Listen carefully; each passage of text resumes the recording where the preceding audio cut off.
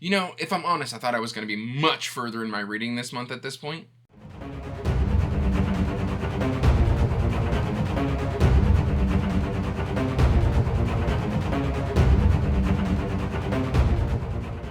Hey everyone, welcome back to Andrew's Wizardly Reads, and as always guys, I am Andrew. Today guys, we are doing the mid-month wrap-up, but before we get into that, please do me a favor and like this video and subscribe to the channel, as it does help the channel grow. And you can check the description box down below for links to all my social media, including links to the Discord and information about my Patreon if you want to support what I do here. And now we should just start talking about the books that I have read. And I had at least one carryover. In fact, I think I had two carryovers. So let's start with the carryovers, the potential carryovers anyway. I don't know if I was fully done with The Will of the Many by James Islington at the end of the month last month. If not, I was darn close. And I had filmed a review for this book, The Will of the Many by James Islington, and I wasn't quite happy with kind of just the thoughts that were bouncing around my head at the time that I recorded it. And so I've actually deleted that review, and I need to re-record that review. That's something I need to get a lot better at here on the channel, is just kind of sticking with my reviews. And I don't know, I get like self-conscious about certain things. I was like, oh, like there were these certain talking points I really wanted to talk about, and I didn't talk about it in the review, and I don't want to do a bunch of cut-ins. So Will of the Many needs to be re-recorded, but this one I gave a solid 4 stars to. I don't think it was a book of the year material by any means, at least not for me personally. I know a lot of people really enjoyed the book, but for me it was a solid 4 stars. I struggled with the level of tension throughout the entirety of the book, and I did this one in a mix on physical and audio, and I think the audio is what kind of did that extra level of tension that made it just kind of hard to stay invested. Like I just started getting kind of worn down as the story went on.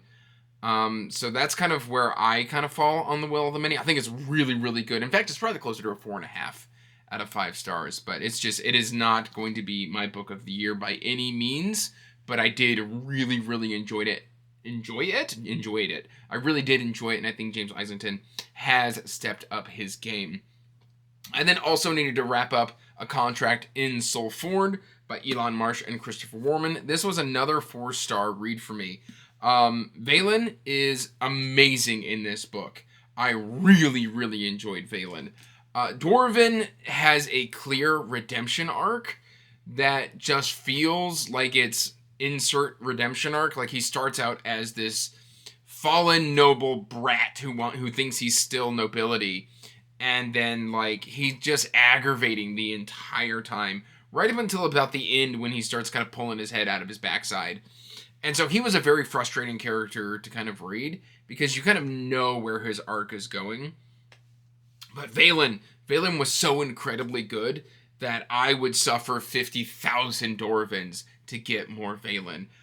Valen, as you can see her right here on the cover, she's just amazing. She's one of my favorite protagonists that I have read in a long time. She's a djinn, and she does these contracts, and she's trying to free herself from her vessel that kind of keeps her tied to fulfilling contracts that she doesn't really want to do, and it's so incredibly good. The ending also felt a bit just haphazard. Things just kind of fall out. They don't exactly get neatly tied up and resolved, but that's kind of the 8th Chant sort of style, which is 8th Chant is the name of the series. So I don't really have a problem with how messy it is, because A, the series isn't over, and B, like the book 3 will probably pick up some of these thread lines, plot threads, and weave them into the world even better. So I highly recommend the 8th Chant series, because I mean, just for Valen alone, and then of course Seasons of Albadode was a really good read. So those were my carryovers.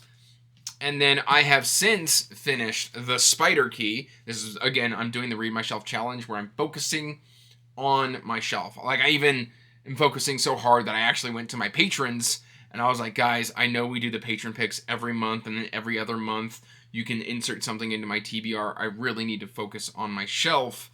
Do you mind suspending the patron picks through May? And then I've offered like monthly hangouts and book giveaways as compensation. Everybody was so gracious, and they allowed me to kind of just take a step back and focus on my shelf. So I just want to give a huge thank you to my patrons for that. But let's talk about Riverfall Chronicles. This is Jacqueline Hagan's Spider Key, and this was another 4-star, 4.5-star read for me. Not because I thought it was worse than the Wickwire Watch. We do have a lot more page count than Wickwire Watch, and I don't know if a lot of that page count is necessary. We've got this kind of interesting mix of story-driven and plot-driven, or character-driven and plot-driven kind of devices. They're kind of warring with each other. Like, it doesn't know if it wants to be a story-driven story or a character-driven story. It's trying to mix the two, and so we get a lot of the day in the life of the colonists in this book. And some of it feels a hair forced. There are some decisions that just kind of come out of nowhere to create more drama. There are a lot of encounters that happen without any real explanation on why these encounters keep happening. So that was kind of interesting. But yeah, these encounters keep occurring, and it felt a bit, I don't know, forced at times. But man, like, the character work is still really good. The mystery and the story and the extra stuff that are in this world is very good. I kind of at this point don't really know where we're going. So that's kind of where I'm at on the Spider Key. I am reading Blue Flames next month to catch up on this series, and then I think there's like another 4 books that still need to be written. I then finished, and this is my first 5-star read of the month, was Spirit Eater by Eli Mon Press. This is book number 3. I got to finish this omnibus, and I absolutely loved what we get in this story. Eli is great. Joseph is great. Nico is great. Miranda, I believe is her name, is great. Everybody in this story really is just kind of coming into their own. This is the most I've seen someone kind of pin down Eli in the series so far. I'm super sad I've only got 2 more books left in this fantastic series, but I have been really enjoying the Legends of Eli Mon Press. I've got, I believe, Spirit War next. I don't know. There's 2 books left, and I don't remember which one comes next. But, I mean, the stakes are already so incredibly high with the series that it's mind-boggling where we could go from here. I then both purchased, I was bad on the Read Your Shelf challenge. I wanted to read another Christopher Buehlman, so I went and purchased a Christopher Buehlman special edition, and then quickly read it to justify the purchase so that it could just safely sit as read on the shelf before the special edition even showed up. I shouldn't have done that, because Between Two Fires is not my favorite Christopher Buehlman by any stretch of the imagination. I believe it's the second book that he wrote. The special edition is fantastic. Like, I love the print quality. I love the illustrations. I love, like, chapters start with, like, a nice little pop of color. You can kind of see right here this little splash of orange in the eye. I think that's really cool. The dust jacket, the naked hardcover, all really great. Like, Midworld Press killed this. But it's just, I think I tried to get through this a little too fast, and I need to reread this and kind of do it eyes only. As of right now, this is only a 3-star read for me. I was very confused. It would focus on little minutia in details, and then, like, it would expound on that later, and if I wasn't paying the perfect close attention to something that was said 10 minutes prior, I was completely lost in the story. It would do these weird sort of time jumps where we would just kind of trip into a dream, and then it just gets weird, and then we don't even know that it's just being weird until the end of the chapter. And so I kind of struggled with those little details. Overall, I liked the characters, and I liked the overall story. It's just the reading experience was very frustrating for me. I had to go back and redo multiple sections of this on the audiobook, which the audiobook narrator, I believe, is Steve West. He did a great job.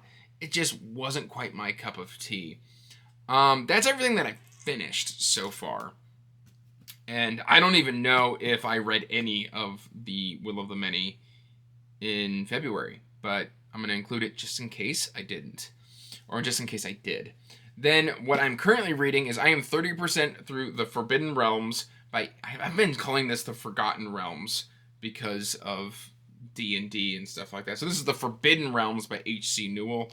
I am I think I'm 33% through this one. But by the time you see this, I will probably be around 40% through it. I'm really enjoying it. It's very, very fast-paced. Like, breakneck fast pace. So a lot of the times it is just kind of throwing information at you, and then you need to use the footnotes for more context for the world building.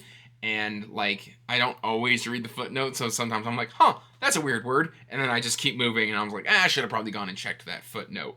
But you know, that's a me problem, not the book's problem. And then I am 30% through Destroyer of Worlds by Larry Correia, and I switched from the audiobook to the physical read, and that changed everything about this series for me. I know everybody loves TGR, Tim Gerald Reynolds. He is not a narrator for me. I don't like the way he enunciates certain words. I don't like where he puts emphasis. It's just, he's a great entry narrator into audiobooks, but I think after I did like 3 or 4 audiobooks by TGR, I kind of stopped liking him. And I think that's honestly why I didn't like Red Rising books 4 and 5, was because of Tim Gerald Reynolds. So I'm actually considering going back and physically reading books that I didn't like that were narrated by TGR, simply based off of this reading experience. Because this is a solid 4.5 out of 5. I don't think I've given any of the other 2 Saga of the Forgotten Warrior books higher than a 3.5. And unless this is just that much better, or my reading experience was informed by that audiobook so incredibly strongly, and I think that might be the case. So you can probably look forward to seeing me return to Red Rising here in the near future. Well, I say near future, probably by early next year I will return to Red Rising and reread Iron Gold and Dark Age physically with my eyes, so that I can then wrap up and finish the series. I also kind of want to rebuy the books physically and get them on hardcover. Not special edition hardcover, just standard hardcover, which is harder to do than you would think. Like, Jesus, I thought there would be more copies out there floating around. There's really not. People want a lot of money for first edition, like, Red Rising hardcovers. Like, yee.